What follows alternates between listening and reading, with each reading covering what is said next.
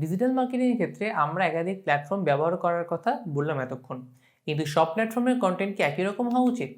বেশিরভাগ বিজনেস বা ব্র্যান্ড যেটা করে একই মেসেজ বা কন্টেন্ট সব প্ল্যাটফর্মে একই রকম করে দিয়ে দেয়, বা একই কন্টেন্ট কাছাকাছি একই টাইমে আপলোড করে দেওয়া হয়। ইউজাররা কিন্তু এক এক প্ল্যাটফর্ম এক এক পারপাসে ব্যবহার করে। তাহলে আপনি কেন একই কন্টেন্ট সব প্ল্যাটফর্মে একইভাবে দিবেন? যেমন ফেসবুক কেন ব্যবহার করেন আপনি? আপনি আপনার পরিচিত মানুষের সাথে কানেক্টেড থাকার জন্য।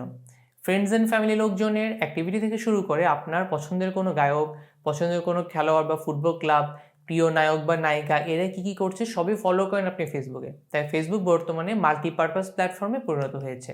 এর ফাঁকে ফাঁকে বিভিন্ন ব্র্যান্ডের পোস্ট, আপনার বিজনেসের প্রোডাক্ট বা সার্ভিসের পোস্ট আসে ইউজারদের ফিডে। যেহেতু ইউজাররা মাল্টিপারপাসে ইউজ করছে, তাই আপনার বিজনেসের অডিয়েন্সের সাথে আপনি ফেসবুকে বিভিন্নভাবে কমিউনিকেট করতে পারবেন। আপনার প্রোডাক্টের জন্য বিভিন্ন ধরনের অফার কিংবা ডিসকাউন্ট, অ্যানাউন্সমেন্ট, ক্যাম্পেইন, সার্ভিস বা প্রোডাক্ট লিস্টিং এসব আপনি ফেসবুকে পোস্ট করলে আপনার অডিয়েন্সরা তা দেখবে এবং ইন্টারেস্টেড হতে পারে। আরেকটা কথা হচ্ছে, ফেসবুক এখন প্রায় সবাই ব্যবহার করে, 15 বছর বয়সী কিশোর থেকে শুরু করে 60 বছর বয়সী বৃদ্ধ পর্যন্ত। তাই এখানে আপনার পার্সোনা এমন হওয়া উচিত যাতে সবার কাছে তা গ্রহণযোগ্য হয়। কিন্তু ইনস্টাগ্রাম কোনো মাল্টিপারপাস প্ল্যাটফর্ম না। ইনস্টাগ্রামে সবাই ব্যবহার করে মূলত ছবি দেখার জন্য এবং কিছু কিছু ক্ষেত্রে আইজিটিভি ভিডিও দেখার জন্য। আবার ইনস্টাগ্রামের ছবিগুলো মেনলি লাইফস্টাইল রিলেটেড, অর্থাৎ food, dress, cooking, travel, sports, beauty, makeup, daily life works এরকম পারপাসে ইনস্টাগ্রামের ছবিগুলো সবাই দেখে থাকে। কিন্তু ইনস্টাগ্রাম কোনো মাল্টিপারপাস প্ল্যাটফর্ম না। ইনস্টাগ্রাম সবাই ব্যবহার করে মূলত ছবি দেখার জন্য এবং কিছু কিছু ক্ষেত্রে আইজিটিভিতে ভিডিও দেখার জন্য। আবার ইনস্টাগ্রামের ছবিগুলো মেনলি লাইফস্টাইল রিলেটেড হয়, অর্থাৎ food, dress, cooking, travel, sports, beauty, makeup, daily life works এরকম পারপাসে। ইনস্টাগ্রামের অধিকাংশ অডিয়েন্স কিন্তু টিনেজার এবং মিলেনিয়ালস, সুতরাং এখানে আপনার পোস্ট এমনভাবে থাকতে হবে যেন এই টিনেজার বা মিলেনিয়াল জেনারেশনের জন্য সেটা সুইটেবল হয়। আপনার ব্র্যান্ডের ইনস্টাগ্রাম অ্যাকাউন্টে আপনি হয়তো একটা মিম পোস্ট করতে পারেন, যেটা ফেসবুকের পেজে করা সুইটেবল না, কারণ আপনার ফেসবুক পেজের অডিয়েন্সের মধ্যে যদি কোনো বয়স্ক ব্যক্তি থাকেন তাদের কাছে সেটা অ্যাপ্রোপ্রিয়েট মনে নাও হতে পারে। আবার ইউটিউব একটা ভিডিও শেয়ারিং প্ল্যাটফর্ম। এখানে অডিয়েন্সের বৈশিষ্ট্য হচ্ছে তারা বড় লেন্থের ভিডিও দেখার জন্য ইউটিউব ব্যবহার করে। হতে পারে সেটা এডুকেশনাল কোনো ভিডিও, কোনো tutorial, music video, movie trailer, game reaction video, how to video, travel vlog, sports highlights ইত্যাদি। তাহলে আপনার ইউটিউব পার্সনে কেমন হওয়া উচিত? আপনার ইউটিউবের কন্টেন্ট হওয়া উচিত ইনফরমেটিভ। একটা 5 স্টার হোটেলের ইউটিউব চ্যানেলে থাকতে পারে top 5 places for tourist in Dhaka, বা কোনো ডিশ প্রিপারেশন কেমন হতে পারে সেসব নিয়ে। এরকম প্রায় সকল প্ল্যাটফর্মে একটা ব্র্যান্ডের আলাদা আলাদা পার্সোনা থাকা উচিত, এবং সে পার্সোনা তৈরি করতে হয় কন্টেন্টের ভিন্নতার মাধ্যমে, কারণ audience different platform different purpose ব্যবহার করে থাকে। যেমনটা বললাম, ইনস্টাগ্রামে লাইফস্টাইল কন্টেন্ট বা ইউটিউবে ইনফরমেটিভ কন্টেন্ট বা টিউটোরিয়ালের জন্য লোকজন বেশি যায়।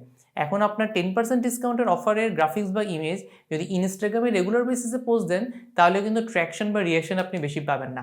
আবার ইউটিউবে যদি ইনফরমেটিভ কন্টেন্ট না দেন, সেটাও খুব একটা ইফেক্টিভ হবে না। লিঙ্কডইন, বিহ্যান্স, পিন্টারেস্ট, রেডিট এরকম প্রতিটা প্ল্যাটফর্মের জন্য আলাদা স্ট্র্যাটেজি বা প্ল্যান করা উচিত। যেমন আরেকটা উদাহরণ দিই, স্টাডি অ্যাব্রোড বা হায়ার স্টাডিজ রিলেটেড কোনো একটা কোম্পানি তাদের ফেসবুক পেজে তারা offer, scholarship, seminar, expo, consultancy এরকম রিলেটেড পোস্ট দিতে পারে। কিন্তু ইনস্টাগ্রামে এরকম অফার, ডিসকাউন্ট পোস্ট দেওয়াটা ঠিক ইনস্টাগ্রামের পার্সনের সাথে যায় না। তাহলে সে স্টাডি অ্যাব্রোড কোম্পানি কী কী টাইপের পোস্ট দিতে পারে ইনস্টাগ্রামে? ইনস্টাগ্রামে তারা বিদেশি ইউনিভার্সিটি ক্যাম্পাসের ছবি, লিভিং ফ্যাসিলিটি, ক্যাম্পাস বা সেই শহরে কী কী স্পেশাল ফুড আছে, আশেপাশে কী কী ট্রাভেল স্পট আছে সেসবে ছবি দিতে পারে। আবার সেই ভার্সিটি কনভোকেশন বা স্টুডেন্টের বিভিন্ন মোমেন্টের ছবি দেওয়া যায়, অর্থাৎ যেসব ছবি ইনস্টাগ্রামে পার্সনের সাথে যাবে এরকম ছবি দিতে হবে সেখানে। আবার ইউটিউবে কী টাইপের ভিডিও দিতে পারে তারা? হাউ টু বা হোয়াট টু ডু বা হোয়াট নট টু ডু, এই টাইপ ভিডিও ইউটিউবের সাথে যায় বেশি। যেমন how to find a university, how to choose a suitable course, how to apply for visa, how to prepare yourself for visa interview, এরকম video দেওয়া যেতে পারে এখানে, যেগুলো আসলে ইনফরমেটিভ। আবার বিদেশে যেসব স্টুডেন্ট পড়ছে এখন তাদের টেস্টিমোনিয়াল ভিডিও নেওয়া যায়, বা তাদের এক্সপিরিয়েন্স যেন যেখানে শেয়ার করে। আবার 7 things to do, 6 things to know, 4 things to avoid এরকম লিস্টিক্যাল ভিডিও কিন্তু ইউটিউবের সাথে যায়। তো এইসব ভিডিও আপনি দিতে পারেন ইউটিউবে। মূল কথা হলো, সব প্ল্যাটফর্মে যে আপনাকে প্রোডাক্ট বা সার্ভিস যে সেল করতে হবে তা কিন্তু না। ব্র্যান্ডের ভিজিবিলিটি বা ব্র্যান্ড অ্যাওয়ারনেস বাড়ানোর জন্য আপনাকে কন্টেন্ট দেওয়া রাখতে পারে সেখানে। এখানে যদি আরেকটা অ্যানালজি দিই, ধরেন আমার আর আপনার দেখা হলো, আমরা কথা বলতে শুরু করলাম। আপনি দেখলেন যে আমি শুধু আমার গল্প করে যাচ্ছি, নিজের কথা বকবক করে যাচ্ছি, আপনার কি তাতে ভালো লাগবে? ব্র্যান্ডও কিন্তু এরকম একটা মানুষের মতো, সে যদি সব জায়গায় গিয়ে সব প্ল্যাটফর্মে গিয়ে শুধু নিজের কথা বলে, তাহলে অডিয়েন্স হিসেবে কনজিউমার হিসেবে আপনার ভালো লাগবে না। তাকে নিজের গুণগান করা বা নিজের অফার জানানো ছাড়াও অন্যান্য রিলেভেন্ট বিষয় নিয়ে কথা বলতে হবে, স্টোরি শোনাতে হবে, অডিয়েন্সের অপিনিয়ন জানার চেষ্টা করতে হবে, তবেই একটা ব্র্যান্ড মানুষের কাছে প্রিয় হয়ে ওঠে। আরেকটা ব্যাপার খেয়াল করুন, ফেসবুক ব্যবহার করে আপনি কখনো 20 মিনিট লেন্থের কোনো ভিডিও দেখেছেন? বা ফেসবুকে অত বড় ভিডিও ডিউরেশন দেখলে কি আপনি নর্মালি স্কিপ করে যান না? কিন্তু ইউটিউবে আপনি বড় ভিডিও দেখলে সবসময় স্কিপ করেন না, কারণ ইউটিউবে আপনি গিয়েছেনই ভিডিও দেখতে, বরং সেখানে 30-40 সেকেন্ডের ক্লিপসগুলো ইফেক্টিভ হয় না। আমরা সুবারু ব্র্যান্ডের একটা উদাহরণ দেখি। ফেসবুকে তারা পোস্ট বা ভিডিও দিচ্ছে বিভিন্ন ইনস্ট্রাকশন, এক্সপো, রেসিং, অ্যানাউন্সমেন্ট এরকম রিলেটেড। কিন্তু ইনস্টাগ্রামে সুবারু আমেরিকার কন্টেন্ট দেখবেন, সেখানে ডিফারেন্ট সিনারিও। এখানে পেট নিয়ে অনেক পোস্ট যায়, ড্রাইভারদের এক্সপিরিয়েন্স শেয়ার করা হয়, সুবারু ওনাদের গল্প করা হয়, সবগুলো কিন্তু সেই ছবি দিয়ে। আবার খেয়াল করে দেখবেন, এই দুই জায়গার কোনোটাতেই ডিরেক্ট প্রোডাক্ট সেল করা হচ্ছে না, এক্সপিরিয়েন্স বা স্টোরি টেলিং অ্যাপ্রোচে আগানো হচ্ছে। কারণ কেউ সোশ্যাল মিডিয়া বা ওয়েবসাইট থেকে ডিরেক্ট গাড়ি কিনবে না, শোরুমে গিয়ে কিনবে। সোশ্যাল মিডিয়াতে ব্র্যান্ড প্রেজেন্স এস্টাবলিশমেন্টের কাজটাই চলে, তাদের বিজনেস নেচারটা এমন।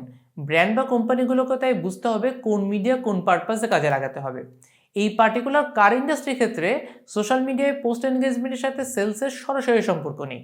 এখন এরকম কোনো কোম্পানি থেকে যদি আপনাকে বলা হয় ফেসবুক ইনস্টাগ্রামে পোস্ট দেওয়ার পরে সেলস বাড়ছে না কেন, সেটা একটা অবান্তর প্রশ্নই হবে।